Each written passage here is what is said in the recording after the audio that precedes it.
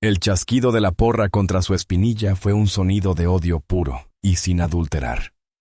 «¡Al suelo, animal inmundo!», gritó el agente Miller, con el rostro desfigurado por la rabia mientras se cernía sobre el hombre negro al que acababa de dejar lisiado. El hombre en el pavimento, vestido con ropa deportiva sencilla, no respondió con gritos.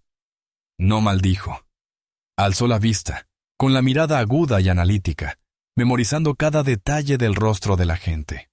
Miller creía que se trataba de otro delincuente cualquiera, atrapado en un barrio peligroso. No tenía ni idea de que estaba mirando a los ojos del hombre que desmantelaría sistemáticamente su vida y expondría la corrupción que reinaba en su departamento. ¿Qué harías si la persona que juró protegerte se convirtiera en tu verdugo? ¿Desde dónde estás viendo esto? Dale a me gusta y suscríbete porque no vas a creer a quién acaba de agredir este policía.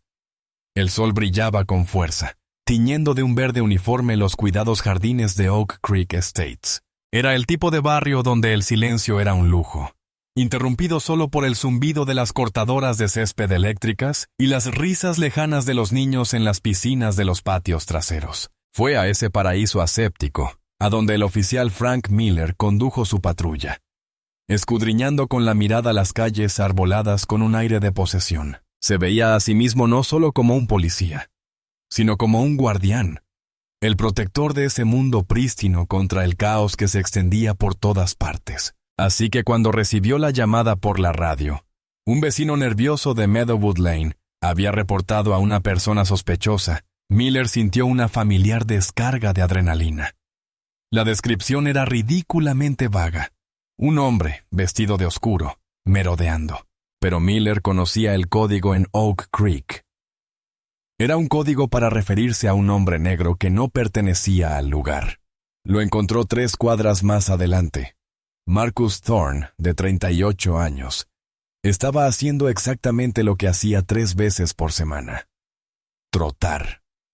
Su ropa no era oscura. Llevaba una camiseta gris, estándar de tejido transpirable, y pantalones cortos negros para correr. No estaba merodeando.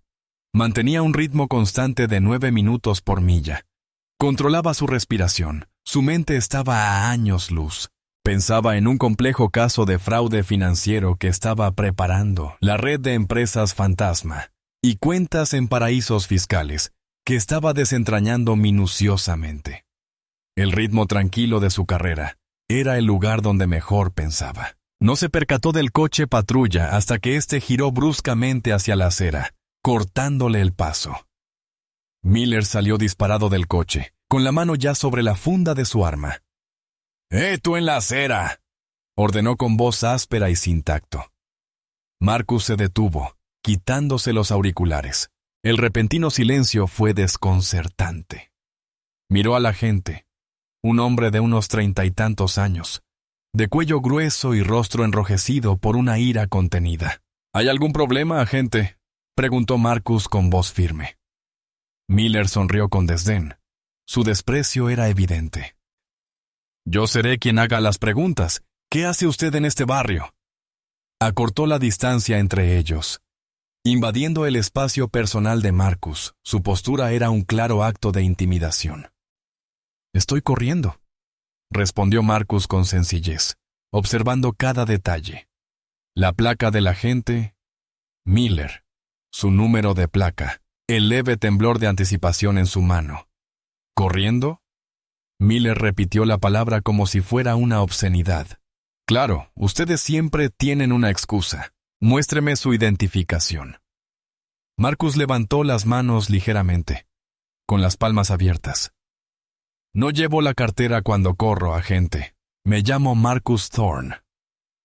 Vivo a unos 3 kilómetros de aquí».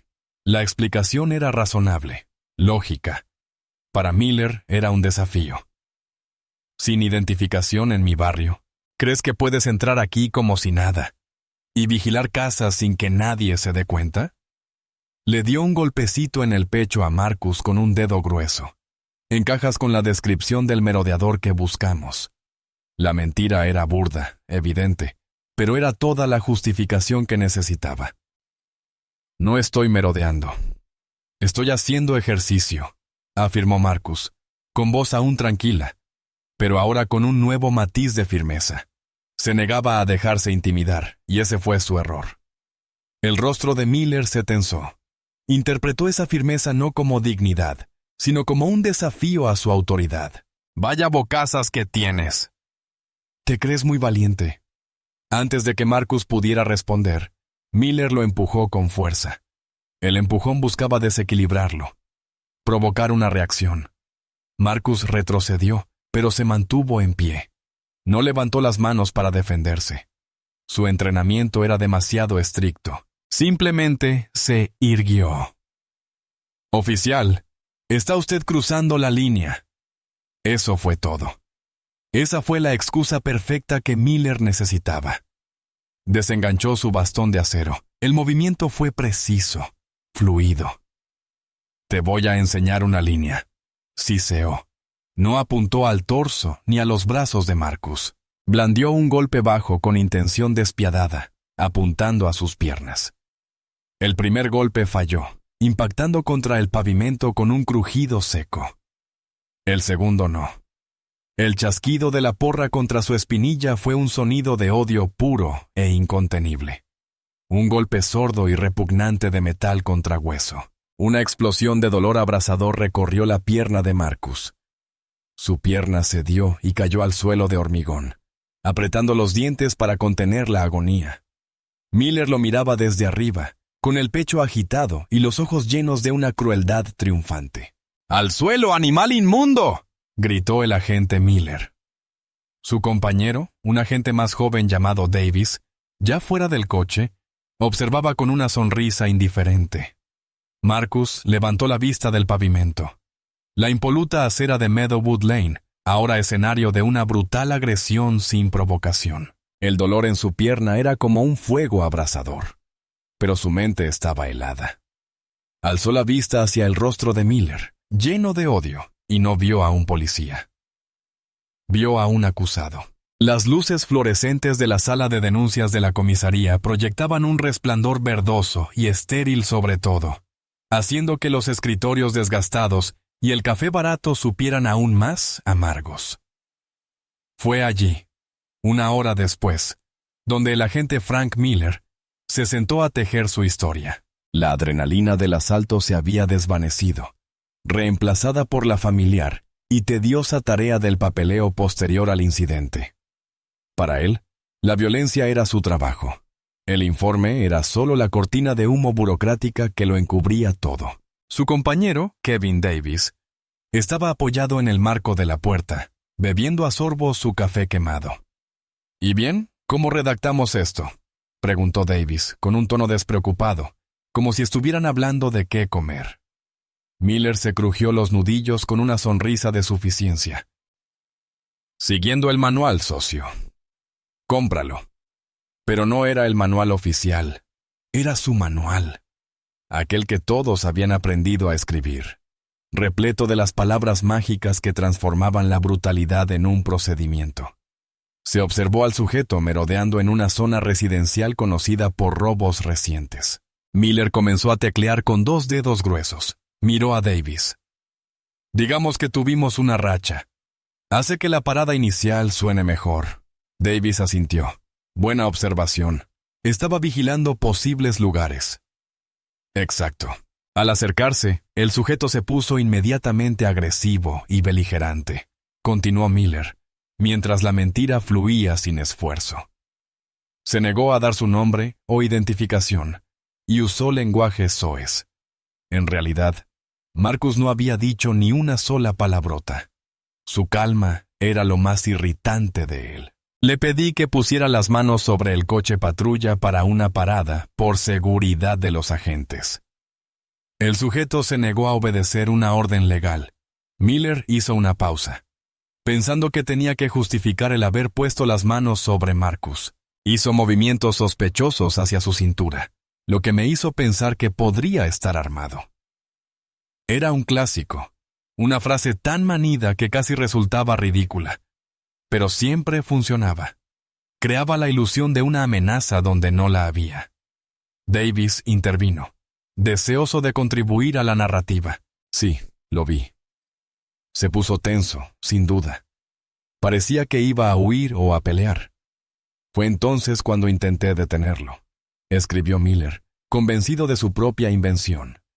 El sujeto comenzó a resistirse activamente al arresto, forcejeando e intentando golpearme con el puño cerrado. Se miró los nudillos, no tenían ninguna marca. No importaba. Representaba un peligro claro e inminente para mi compañero y para mí.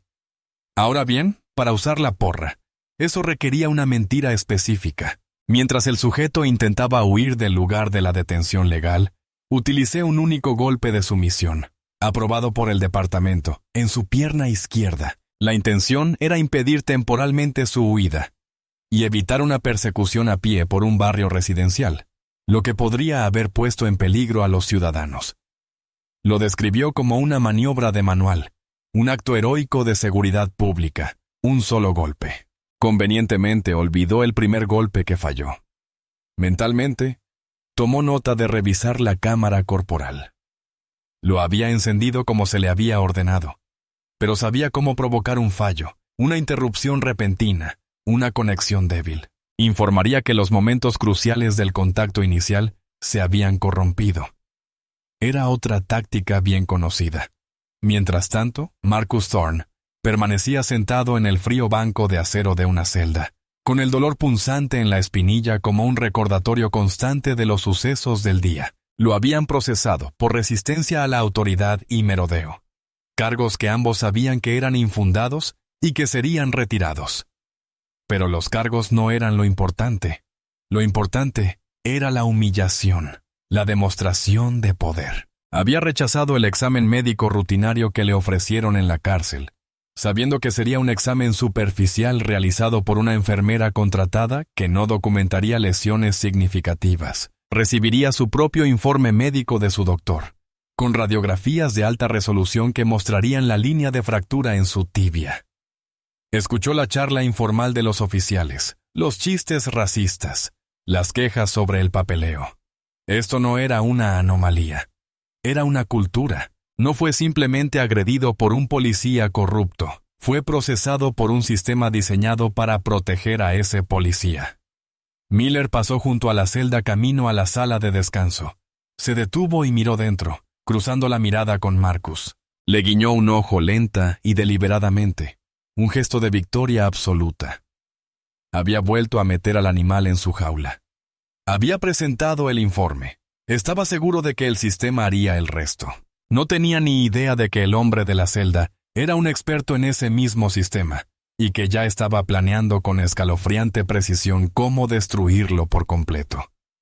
2 horas después, Marcus Thorne salió de la comisaría. La escayola provisional en su pierna era un símbolo blanco y crudo de la injusticia sufrida esa mañana.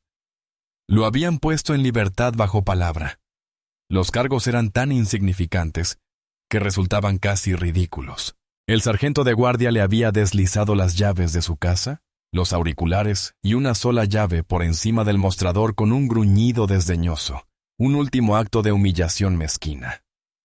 Marcus no dijo ni una palabra. Salió cojeando al sol de la tarde, paró un taxi y se fue a casa.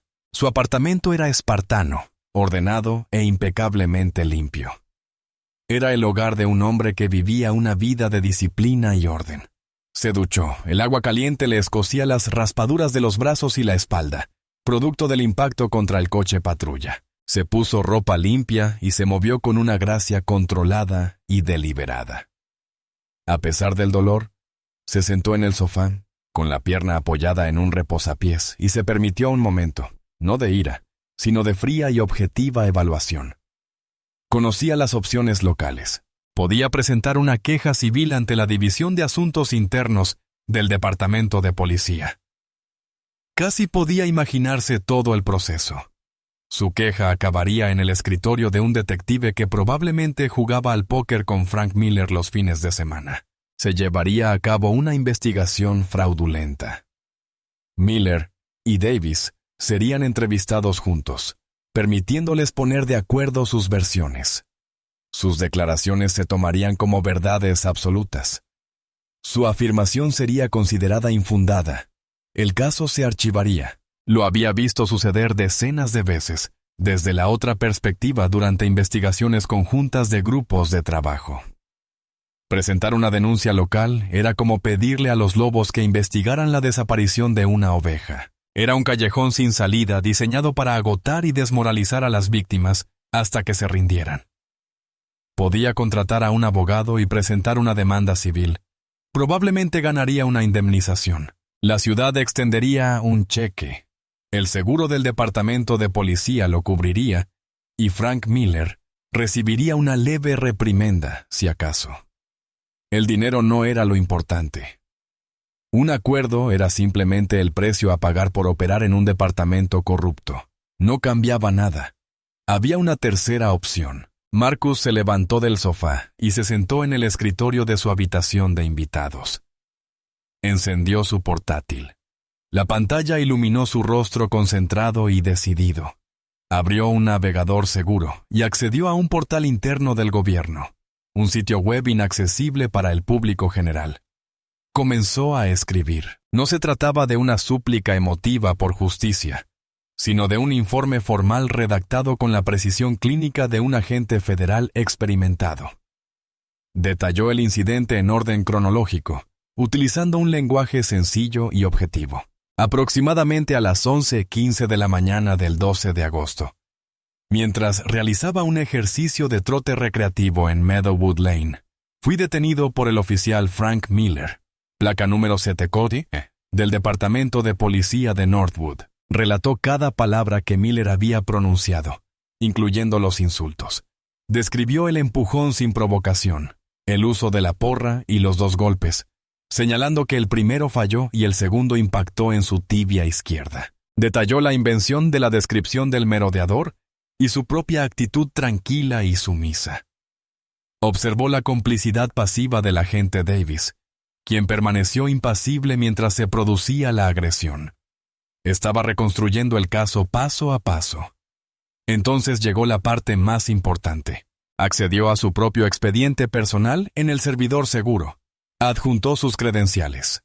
Agente especial Marcus Thorne, del Buró Federal de Investigación, FBI, División de Delitos de Cuello Blanco. Ya no era un ciudadano cualquiera. Era un agente federal de la ley que denunció una agresión y una violación de derechos civiles cometidas por un agente local. Citó el estatuto federal específico que Miller había infringido. La sección 242 del título 18 del Código de los Estados Unidos, 18 USC 242, que tipifica como delito federal la privación de derechos bajo la autoridad de la ley. Este estatuto considera delito federal que una persona, actuando bajo la autoridad de la ley, prive intencionalmente a otra de sus derechos constitucionales. Esto ya no era una denuncia local, era un delito federal. Subió las fotos de sus lesiones, el informe de urgencias que diagnosticaba una fractura de tibia sin desplazamiento, y un breve resumen de sus intachables 14 años de carrera en la agencia. Dirigió el informe directamente al jefe de la División de Derechos Civiles del Departamento de Justicia de los Estados Unidos, en Washington, D.C. Lo conocía personalmente de una conferencia 2 años atrás. Su dedo se cernió sobre el ratón un instante, luego hizo clic en enviar. El informe desapareció de su pantalla, viajando a través de servidores seguros hasta un ordenador a 3.000 metros de distancia. Aterrizó con la silenciosa contundencia digital de una bomba. Marcus se recostó en su silla. El sistema local no juzgaría a Frank Miller. Acababa de asegurarse de que todo el peso aplastante del gobierno federal lo hiciera. El juego había cambiado.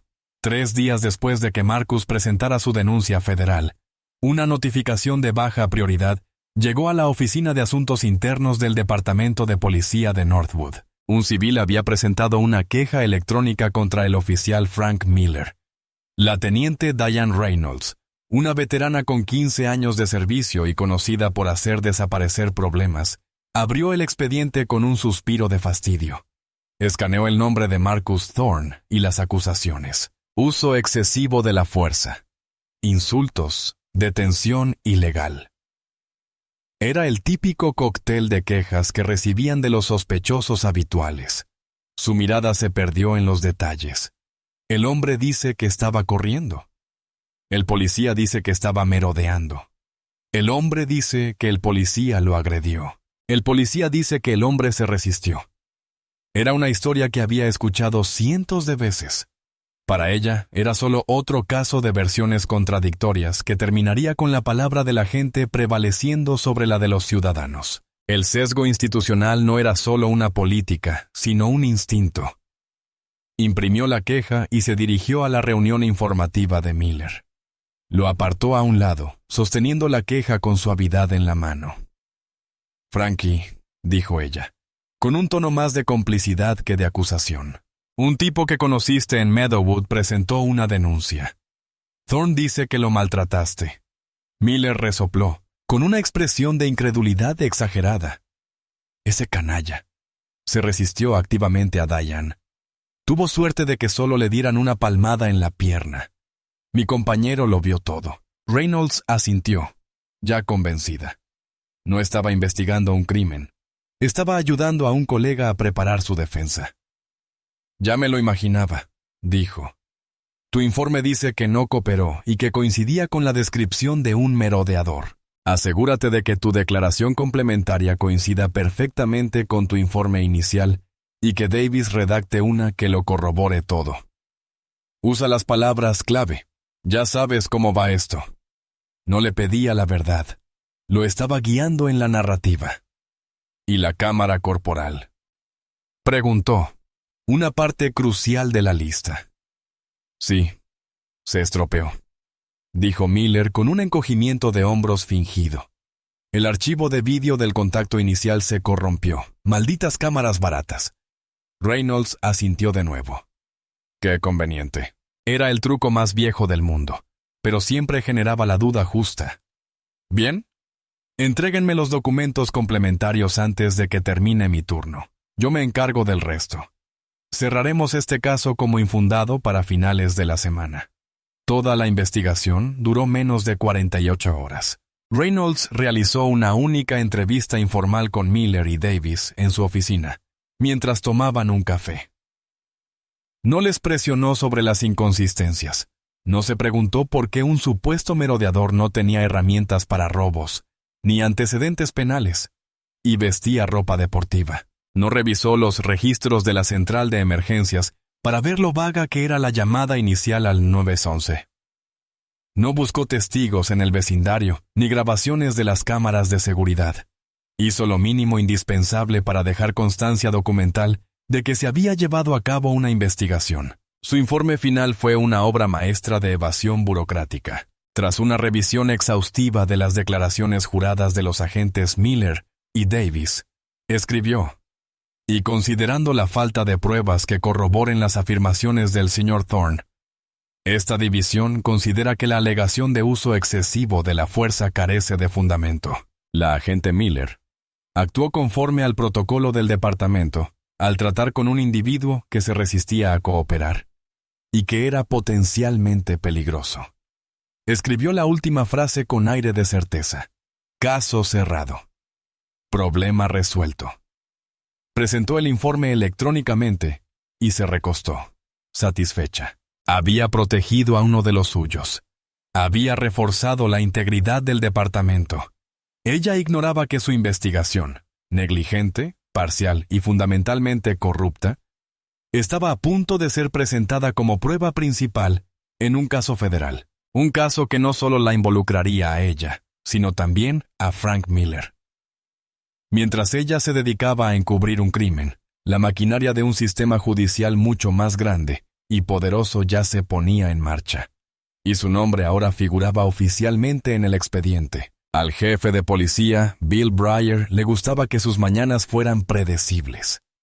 Café, un vistazo rápido a los informes de la noche anterior y una hora de tranquilidad antes de que comenzara el caos diario.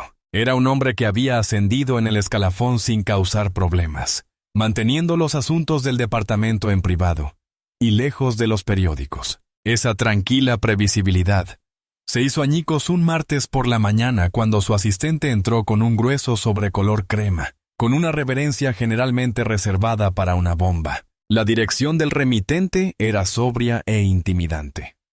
Departamento de Justicia de los Estados Unidos, División de Derechos Civiles, Washington, D.C. A Breer se le hizo un nudo en el estómago. Sobres como ese nunca traían buenas noticias. Eran declaraciones de guerra. La abrió con un abrecartas, con la mano repentinamente empapada de sudor. La carta del interior estaba impresa en papel grueso y llevaba el sello oficial del fiscal general. El lenguaje era frío, formal y absolutamente inflexible. Estimado jefe Breer, comenzaba, por medio de la presente, le informamos que el Departamento de Justicia de los Estados Unidos ha iniciado una investigación formal sobre una posible violación penal de la ley federal, específicamente del artículo 242. Del título 18 del Código de los Estados Unidos, por parte de un oficial bajo su mando. Los ojos de Breer recorrieron la página, y su corazón se aceleró. La carta mencionaba al oficial Frank Miller, mencionaba a la víctima, Marcus Thorne, y entonces llegó la frase que le heló la sangre. La investigación se basa en una denuncia presentada por la presunta víctima, quien ha sido identificada como agente especial del Buró Federal de Investigación, FBI. Breer leyó la frase una y otra vez, esperando haberla entendido mal. Agente del FBI. Habían agredido y arrestado a un agente federal. Una oleada de náuseas lo invadió.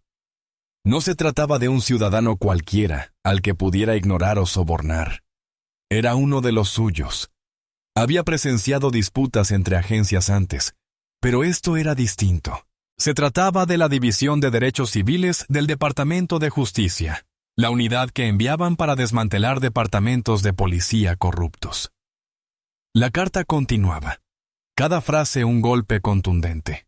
Exigía la preservación inmediata de todas las pruebas relacionadas con el incidente, todas las comunicaciones por radio, los registros de la central de comunicaciones, los datos GPS del coche patrulla y las grabaciones completas e íntegras de las cámaras corporales de los agentes Miller y Davis. Ordenaba específicamente que no se toleraran borrados, alteraciones ni daños accidentales de los datos. Los federales conocían sus artimañas.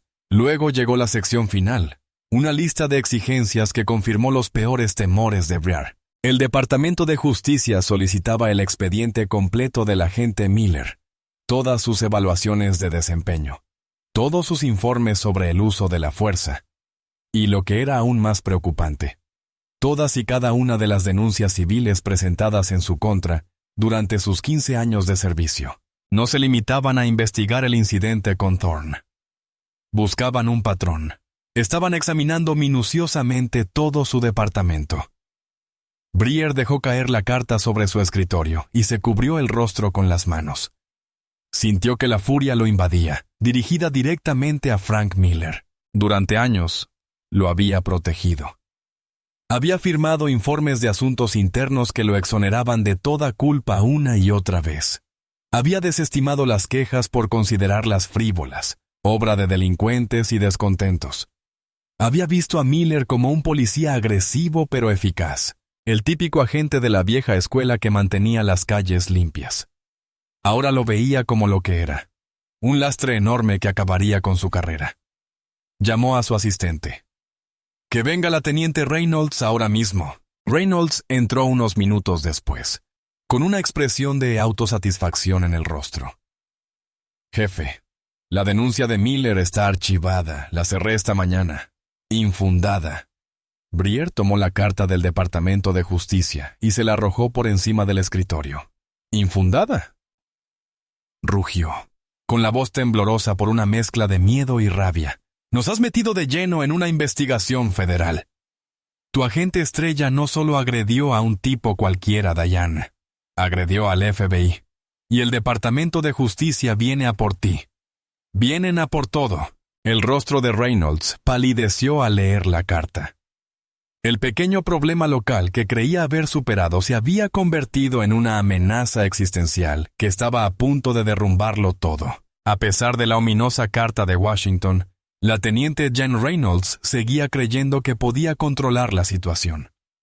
Su arrogancia profesional no le permitía admitir lo mucho que se había equivocado. Ella no veía la inminente investigación del Departamento de Justicia como una amenaza, sino como un desafío a su autoridad. Antes de que llegaran los federales, decidió realizar una entrevista más con Marcus Thorne. Su objetivo ya no era simplemente desestimar su denuncia. Su objetivo era desacreditarlo, encontrar inconsistencias en su relato, cualquier resquicio que pudiera usar para presentarlo como un narrador poco fiable ante el Departamento de Justicia. Iba a demostrar que este agente federal era simplemente otro hombre negro resentido buscando un beneficio económico. Lo citó en la comisaría con el pretexto de dar seguimiento a su denuncia. Marcus accedió sin dudarlo. Sabía perfectamente lo que ella intentaba hacer. Se dirigía a una emboscada, pero él mismo la había preparado. Llegó puntualmente, vestido con una camisa de botones sencilla pero elegante y pantalones de vestir. La escayola había sido sustituida por una bota ortopédica más pequeña. Llevaba consigo una libreta de cuero. Lo escoltaron a una pequeña sala de interrogatorios sin ventanas, del tipo que suele reservarse para sospechosos de delitos graves. Reynolds ya estaba allí, sentado tras una mesa metálica. No le ofreció ni un apretón de manos ni un café. Señaló con un gesto seco la incómoda silla de plástico que tenía enfrente. «Señor Thorne», comenzó, omitiendo deliberadamente cualquier título de respeto. «Gracias por venir. Solo intento aclarar algunas inconsistencias en su declaración antes de finalizar mi informe». Marcus se sentó, dejó su cuaderno sobre la mesa y la miró con una mirada tranquila y analítica. «Con gusto aclararé cualquier duda, teniente. Mi declaración fue completamente precisa». Su compostura pareció irritarla. «Bien. Empecemos con su presencia en Oak Creek Estates. Dices que estabas corriendo, pero vives a más de 3 kilómetros de allí. ¿Por qué no corres en tu propio barrio?» La pregunta era una táctica clásica, una insinuación de motivos ocultos. Marcus no picó el anzuelo. «Me gusta correr por diferentes rutas para variar el paisaje y la pendiente. Metawood Lane forma parte de un circuito de 8 kilómetros que corro con regularidad. No hay ninguna ley que lo prohíba». Reynolds insistió, con un tono cargado de condescendencia. «El informe del agente Miller dice, usted se puso agresivo cuando le pidió su identificación. Dice que usted usó lenguaje soez y se negó a identificarse». Marcus abrió su libreta en una página en blanco y tomó su bolígrafo. «Eso no es cierto. Dije mi nombre completo claramente. Expliqué con calma que no llevo cartera cuando corro. Jamás alcé la voz ni proferí palabrotas. Sin embargo, el agente Miller me llamó animal inmundo». ¿Aparece eso en su informe? Los ojos de Reynolds brillaron con irritación. Estaba dándole la vuelta a la tortilla. «Estamos aquí para hablar de sus actos, señor Thorne, no de los de él. Usted afirma que lo agredió sin provocación, pero él dice que usted hizo movimientos sospechosos y que creyó que iba a huir o a atacarlo. ¿Y qué movimientos furtivos hice exactamente?», preguntó Marcus, con genuina curiosidad. «¿Metí la mano en los bolsillos?» Llevaba pantalones cortos deportivos sin bolsillos. ¿Apreté los puños? Mis manos estuvieron abiertas y a la vista todo el tiempo. La verdad, teniente, es que no hice nada para provocarlo.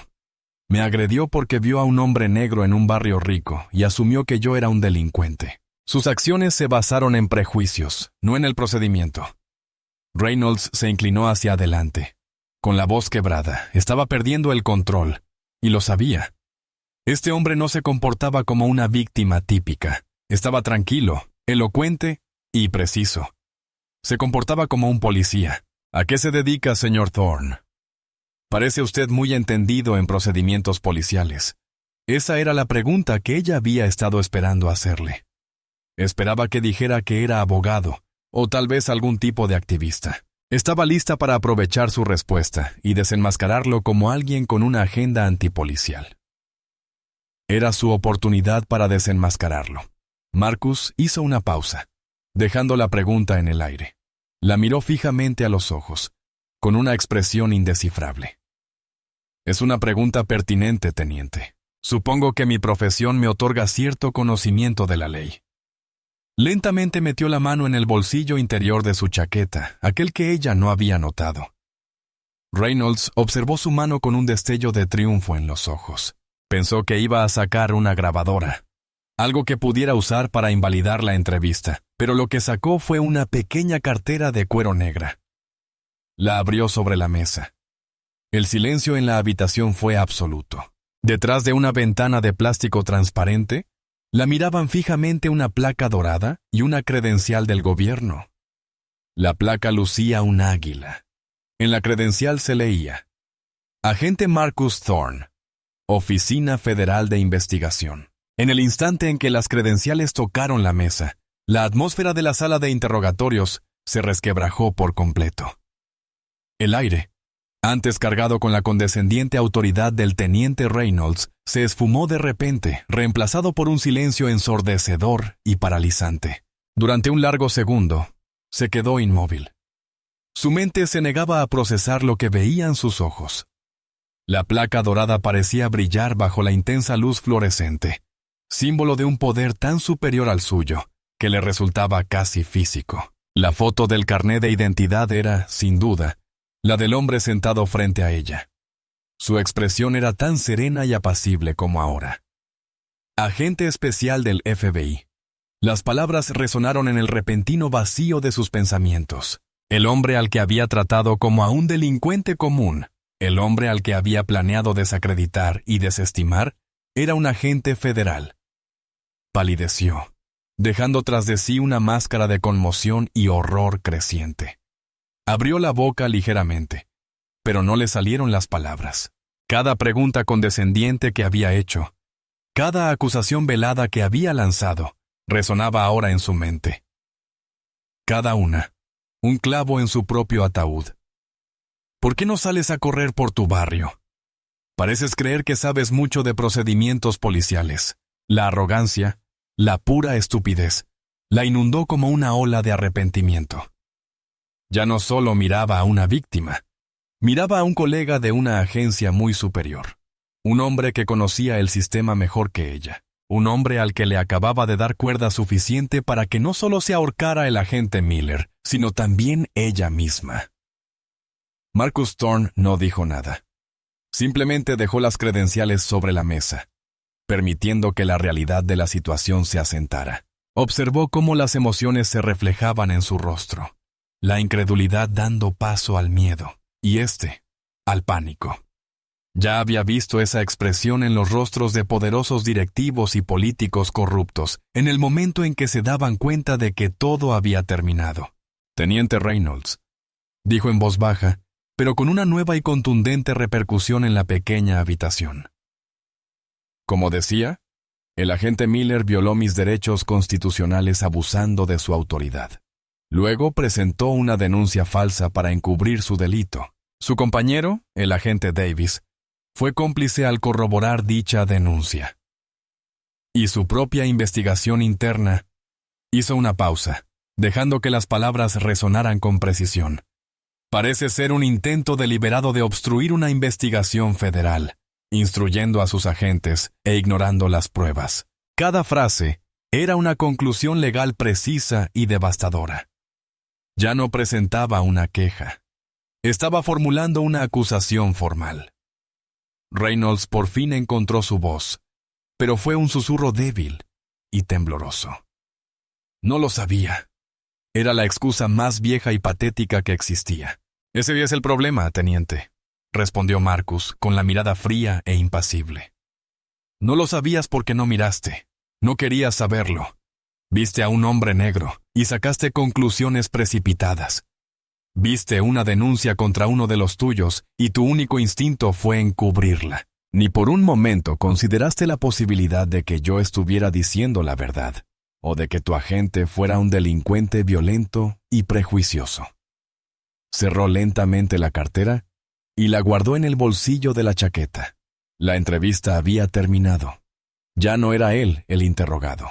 Creo que con esto concluye nuestra conversación, dijo, poniéndose de pie. Mi declaración oficial ya se ha presentado al Departamento de Justicia, Espero que usted y el jefe Breer reciban noticias suyas muy pronto.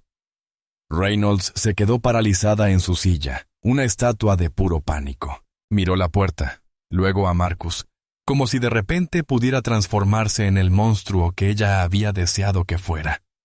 Pero solo era un hombre al que había subestimado gravemente. Cuando Marcus se dirigió a la puerta, se detuvo y la miró. «Una cosa más, teniente. Me preguntó a qué me dedico. Investigo la corrupción. Hombres como Frank Miller y los sistemas que los protegen son mi especialidad». Abrió la puerta y salió, dejándola sola en la habitación silenciosa y estéril, rodeada de los escombros de su carrera. El muro azul que había defendido durante toda su vida se había derrumbado, y ella se encontraba en medio de los escombros. 2 semanas después, llegó la tormenta prometida. No llegó en forma de llamada telefónica ni de otra carta. Llegó en forma de 2 sedanes negros, que entraron silenciosamente en el estacionamiento del departamento de policía de Northwood. De entre ellos salieron 4 personas que se movían con la tranquila e inquebrantable seguridad de quienes ostentan todo el poder del gobierno federal. Al frente iba Sarah Jenkins, abogada litigante senior de la División de Derechos Civiles del Departamento de Justicia. Tendría casi 40 años, una mirada aguda e inteligente y una actitud totalmente profesional. La acompañaban 2 agentes del FBI y un indocumentado que arrastraba un maletín con ruedas repleto de expedientes. No pidieron permiso. Le entregaron al jefe Breer una orden federal que les daba acceso a los registros, servidores y personal de su departamento. La investigación local había terminado. La intervención federal había comenzado. Su primera parada fue una sala de conferencias que habían requisado como base de operaciones. La primera citación fue para el oficial Frank Miller. Miller entró con un aire de seguridad ensayado, acompañado de su representante sindical. Seguía creyendo que aquello era una formalidad. Un juego político que podía ganar aferrándose a su versión. Vio a Sarah Jenkins e inmediatamente la subestimó, descartándola como una simple burócrata de Washington. Estaba a punto de descubrir lo equivocado que estaba. «Agente Miller», comenzó Jenkins con voz tranquila y serena. «Estamos aquí para investigar el arresto y la agresión del agente especial Marcus Thorne. Aquí tengo su declaración jurada, la que le entregó a la teniente Reynolds».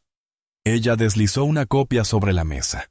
En ella, usted afirma que el agente Thorne se comportó de forma agresiva, que se resistió al arresto y que se vio obligado a usar una técnica de control cuando intentó huir.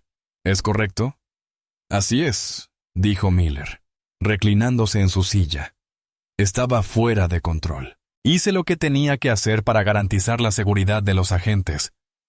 Jenkins asintió lentamente y se giró hacia el agente del FBI que estaba a su lado, quien pulsó una tecla en un portátil conectado a un gran monitor en la pared.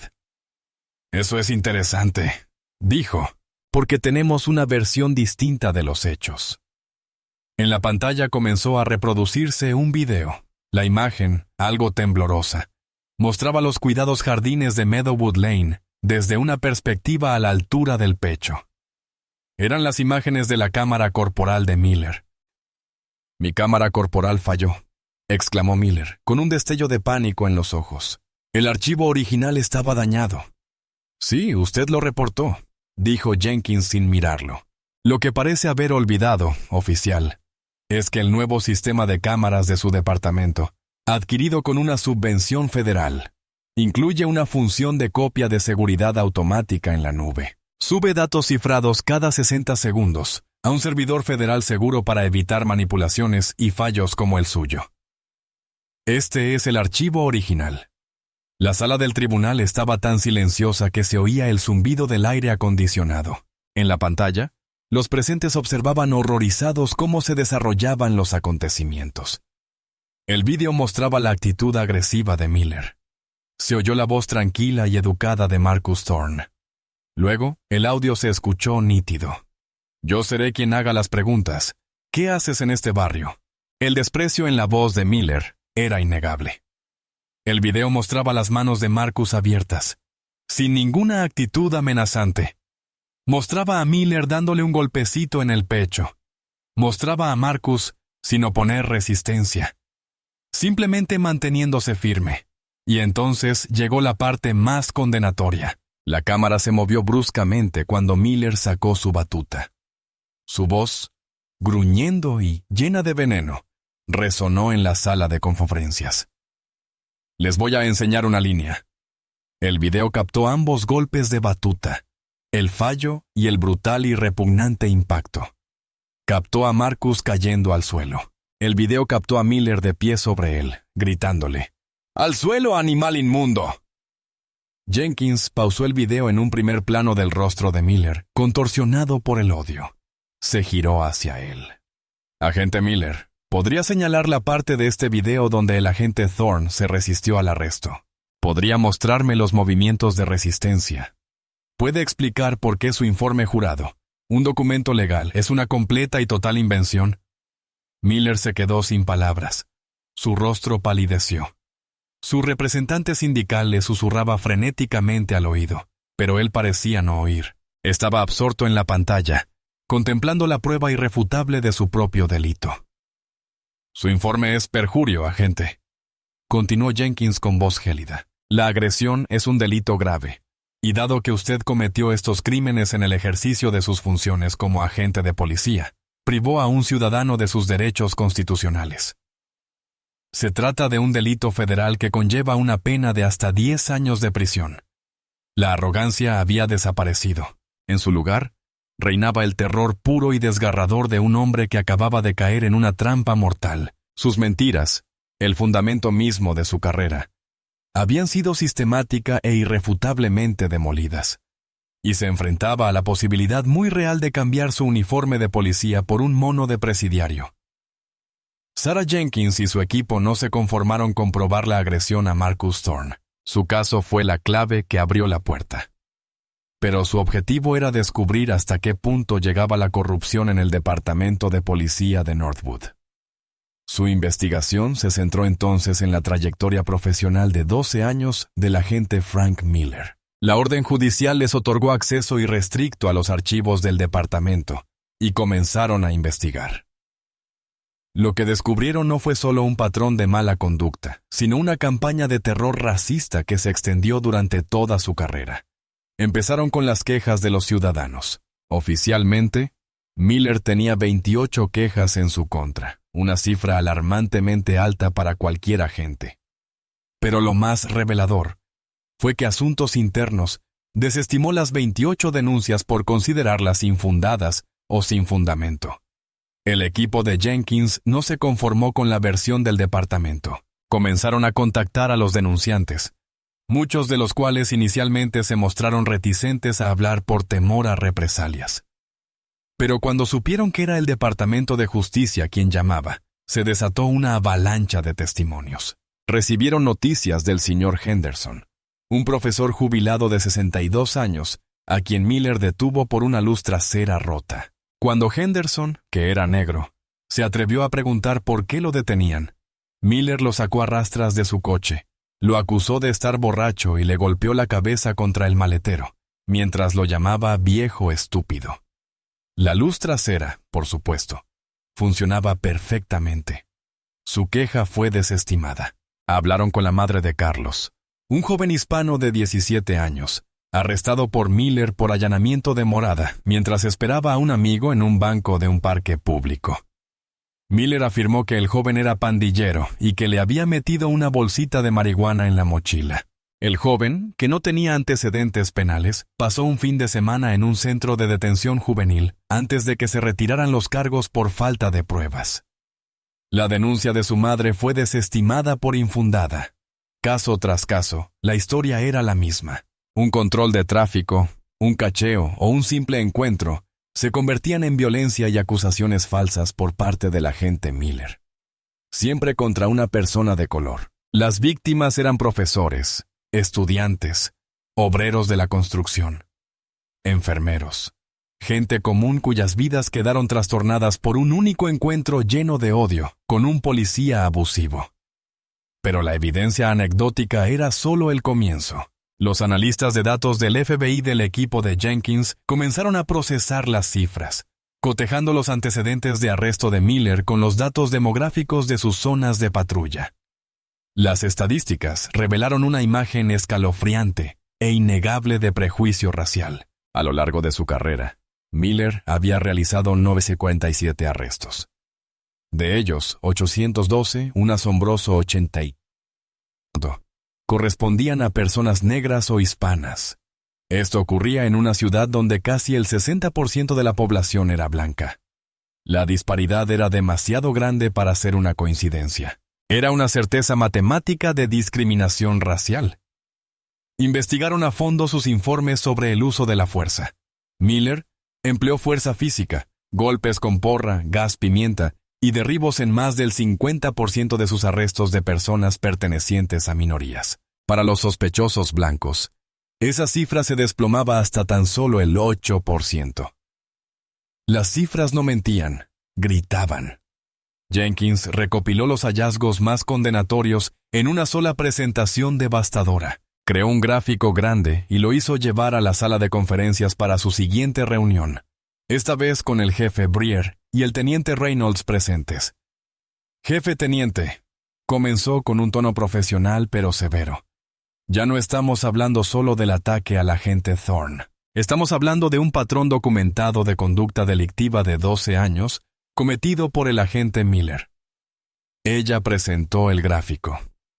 Este mostraba las disparidades raciales en sus arrestos, el uso excesivo de la fuerza y la tasa de desestimación de sus casos. Casi el 35% de sus arrestos de personas pertenecientes a minorías fueron desestimados en los tribunales debido a violaciones constitucionales o falta de pruebas. Lo que muestra este gráfico, explicó Jenkins, señalando las líneas rojas que representan a las personas de color, es que el oficial Miller no patrulla una comunidad, la ocupa. Trata a cada persona de color como un sospechoso potencial, un clavo que clavar. No es un agente de la ley, es un depredador con placa. Acto seguido, se dirigió al teniente Reynolds. Y usted, teniente, era el encargado de supervisarlo. Desestimó las 28 quejas en su contra. ¿Acaso no se percató de este patrón o prefirió ignorarlo? Breer y Reynolds observaron el gráfico con semblante adusto. La evidencia era contundente. No se trataba de un mal día ni de una mala decisión. Se trataba de una carrera basada en la intolerancia, una carrera que ellos mismos habían propiciado en todo momento. Frank Miller no era una manzana podrida aislada, era el producto de un árbol podrido. Y Jenkins estaba a punto de demostrar que la corrupción llegaba hasta la cúpula. La investigación sobre la trayectoria de Frank Miller era como tirar de un hilo suelto que comenzaba a desentrañar toda una trama de corrupción. Sarah Jenkins sabía que un depredador como Miller no podía operar durante más de una década en el vacío. Necesitaba protectores, cómplices y un sistema que, en el mejor de los casos, se hiciera el desentendido y, en el peor, fuera activamente cómplice. La investigación federal, ahora con un gran volumen de pruebas estadísticas, amplió su alcance.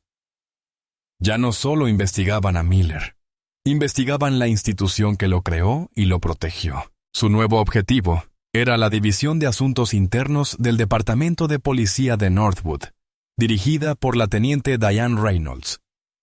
Solicitaron mediante citación judicial años de archivos, correos electrónicos y comunicaciones internas de la IAIA. Lo que descubrieron fue una cultura de encubrimiento tan arraigada que se había convertido en práctica habitual. Los correos electrónicos entre Reynolds y otros supervisores revelaron un claro patrón de colusión. Cuando se presentaba una queja problemática contra un agente, especialmente si tenía que ver con el racismo, existía un protocolo no escrito. El ciudadano que presentaba la queja era interrogado agresivamente, y su credibilidad era puesta en entredicho. Mientras tanto, el agente sería citado a una entrevista previa para coordinar su versión de los hechos.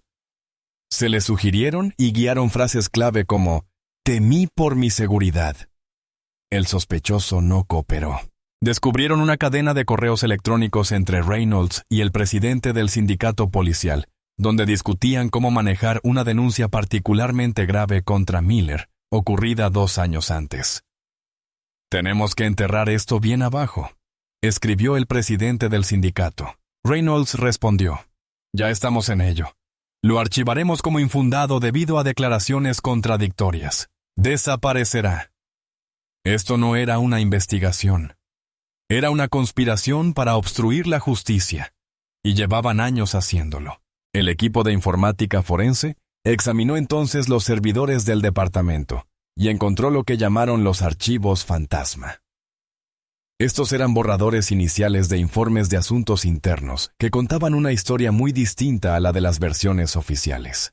En varios casos relacionados con Miller, las conclusiones preliminares de los investigadores subalternos sugerían que Miller, de hecho, había infringido las normas del departamento. Sin embargo, estas conclusiones fueron sistemáticamente desestimadas y reescritas por Reynolds u otro supervisor antes de que se publicara el informe final. Las pruebas eran irrefutables. Asuntos Internos no era un organismo de control. Era el equipo de limpieza privado del departamento. La corrupción no terminó con Reynolds. La investigación siguió la cadena de mando directamente hasta la oficina del jefe Bill Breyer. Si bien no había pruebas directas de que Breyer ordenara los encubrimientos, existía una gran cantidad de pruebas de que hizo la vista gorda deliberadamente. Había aprobado evaluaciones anuales de desempeño que elogiaban a Miller como un oficial proactivo y eficaz. Había desestimado personalmente al menos una docena de quejas contra Miller, sin cuestionar jamás el número absurdamente elevado ni la similitud de las acusaciones. Había recibido informes estadísticos anuales de su propio departamento que mostraban las enormes disparidades raciales en los arrestos y el uso de la fuerza. Pero nunca había iniciado una revisión, ni ordenado una nueva capacitación. El pecado de Breyer no fue de comisión, sino de omisión catastrófica. Había cultivado una cultura donde policías como Miller podían prosperar porque nunca exigía rendición de cuentas. Le importaba más la imagen pública del departamento que su integridad. La pieza final del rompecabezas provino de una fuente inesperada. Un joven oficial idealista, disgustado por la corrupción que había presenciado, accedió a cooperar con la investigación federal. Prestó declaración jurada sobre el pacto de silencio policial, el código no escrito que prohibía a los agentes denunciar las faltas de sus compañeros. Describió cómo los agentes olvidaban encender sus cámaras corporales o sufrían problemas técnicos al tratar con Miller. Incluso relató una conversación en el vestuario donde el agente Davis se jactó de la agresión a Marcus Thorne, riéndose de cómo Miller le había dado una lección a ese bocazas.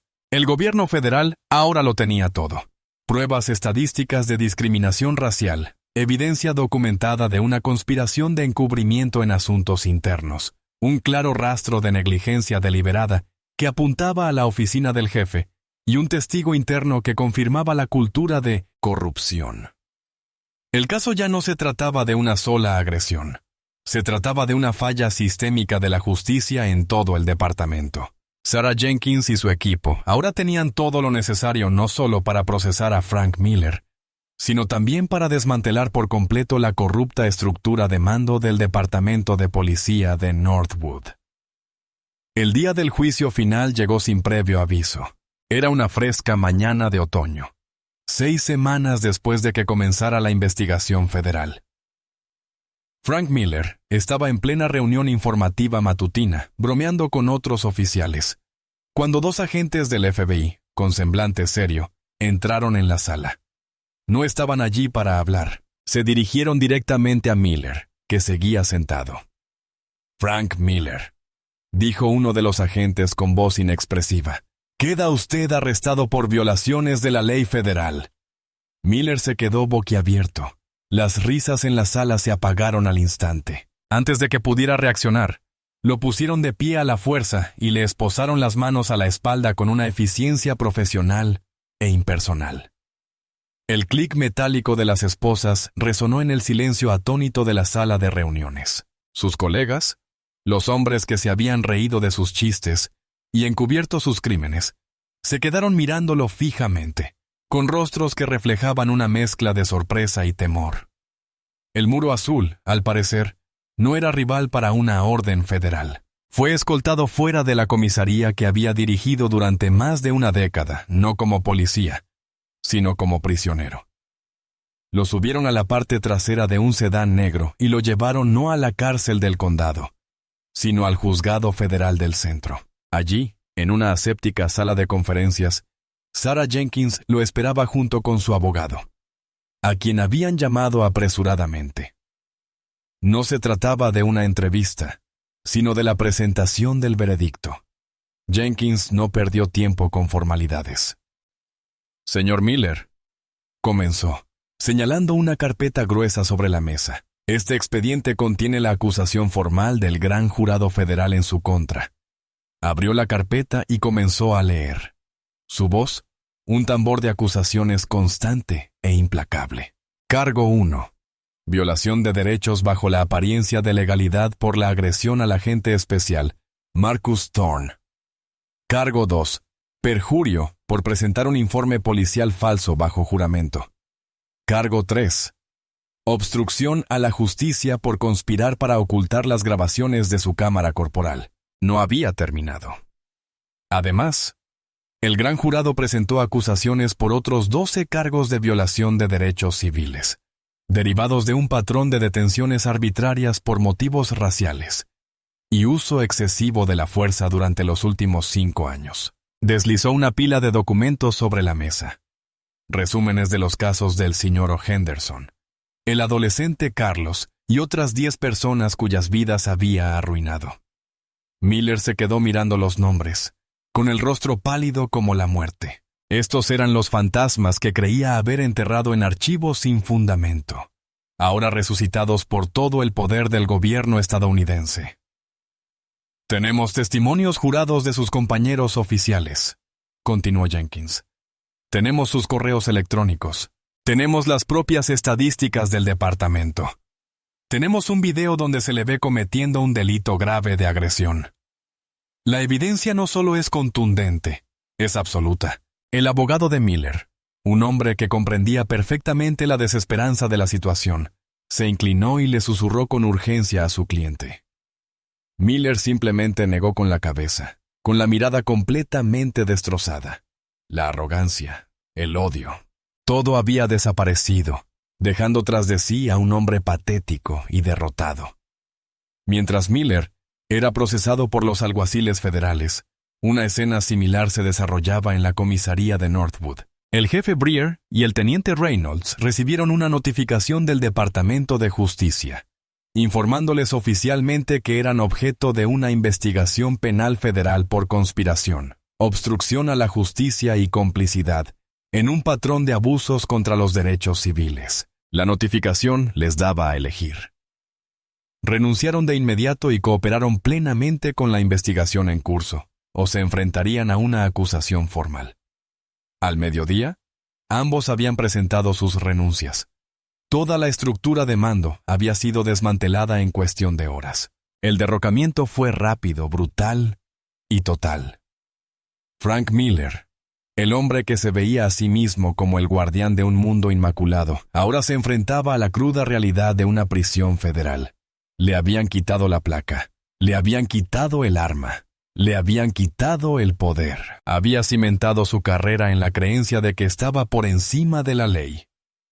En una última y devastadora mañana, aprendió con una certeza estremecedora que nadie lo está. 6 meses después, la transformación de Northwood era palpable. Las repercusiones de la caída de Frank Miller provocaron un cambio radical en el sistema judicial de la ciudad.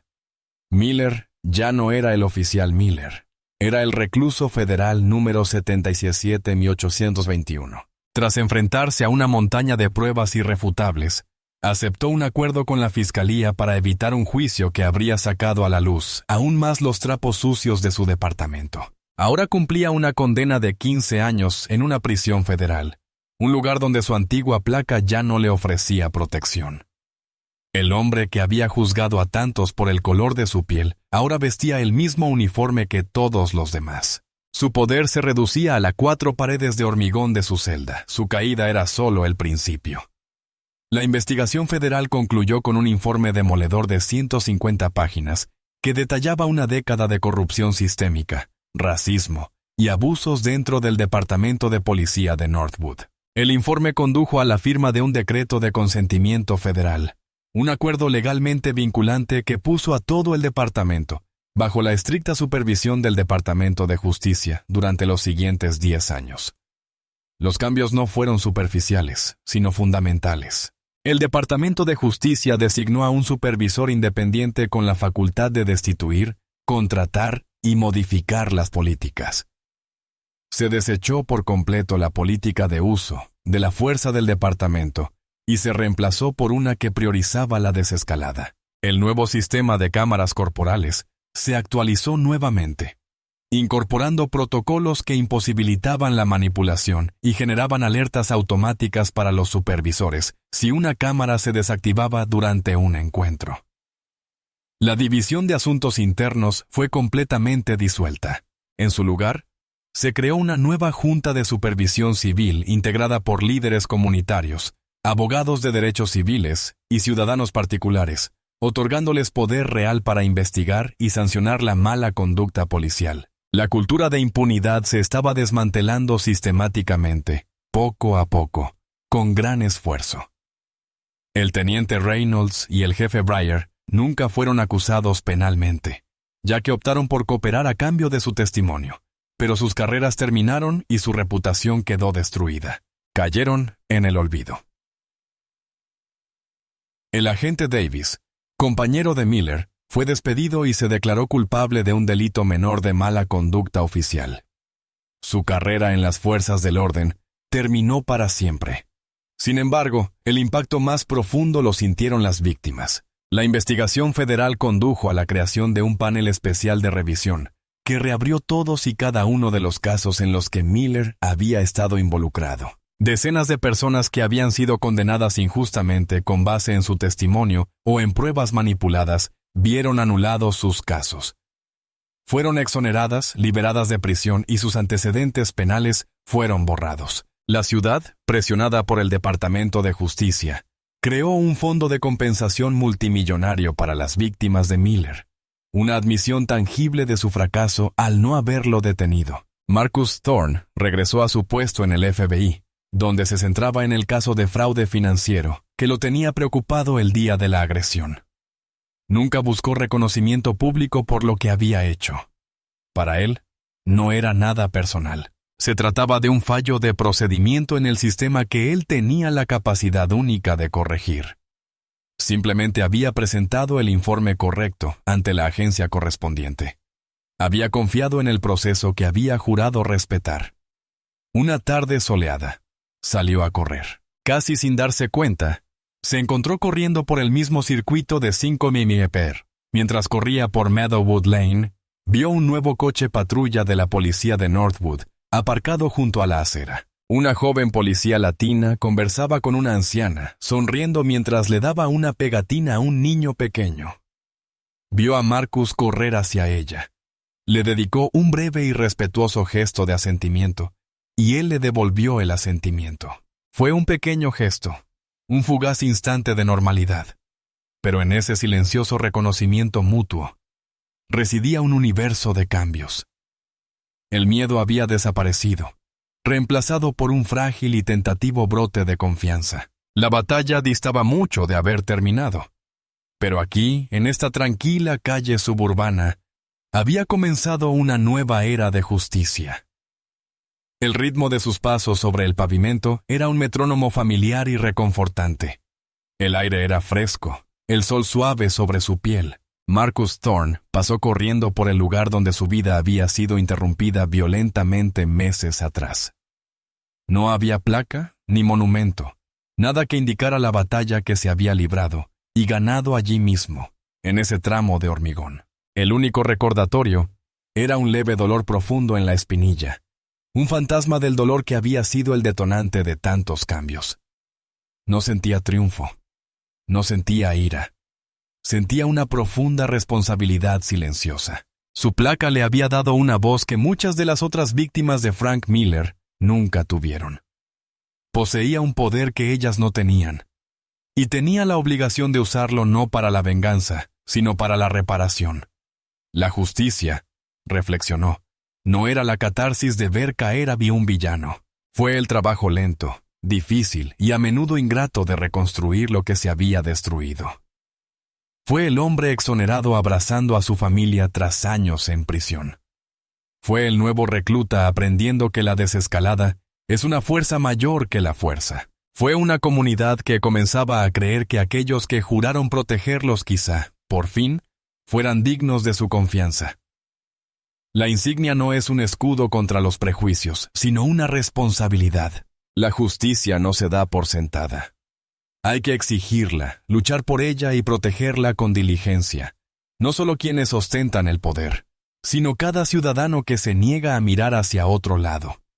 ¿Alguna vez has presenciado un abuso de poder y te has sentido impotente? ¿Qué significa para ti la verdadera justicia? Comparte tu opinión en los comentarios y suscríbete para leer más historias que importan.